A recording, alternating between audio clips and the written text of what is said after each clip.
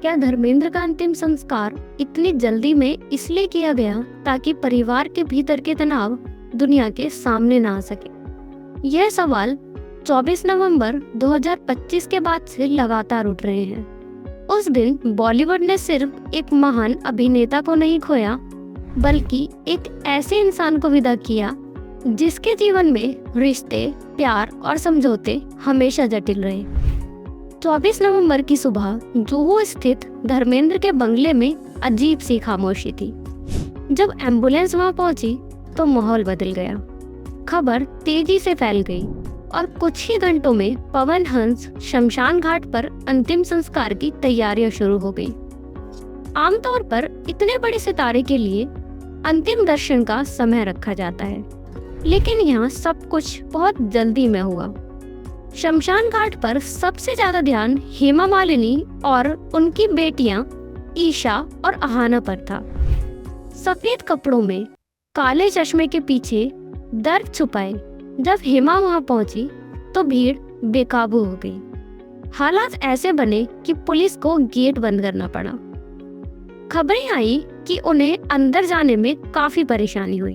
वह पत्नी जिसने वर्षों तक आलोचनाएं सही और धर्मेंद्र के लिए एक कीमत चुकाई, उस दिन भी खुद को अलग थलग महसूस करती दिखी। अंदर धर्मेंद्र की पहली पत्नी प्रकाश कौर और उनके बेटे सनी, बॉबी और अभय मौजूद थे। मुखाग्नि सनी देओल ने दी थी। हेमा मालिनी वहां थी, लेकिन मुख्य परिवार से अलग। उन्होंने कुछ देर श्रद्धांजलि दी और फिर चुपचाप ईशा का हाथ पकड़कर वहां से निकल गई।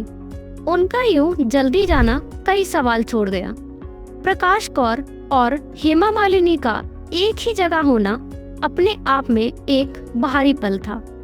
दर्शकों का दर्द, चुप्पी और समझौता बिना एक शब्द बोले वहां मौजूद था। धर्मेंद्र ने जीवन भर दो परिवारों के बीच संतुलन बनाने की कोशिश की, लेकिन वह संतुलन कभी पूरी तरह सहज नहीं हो पाया। उस दिन एक तरफ हेमा, ईशा और अहाना थी और दूसरी तरफ देओल परिवार।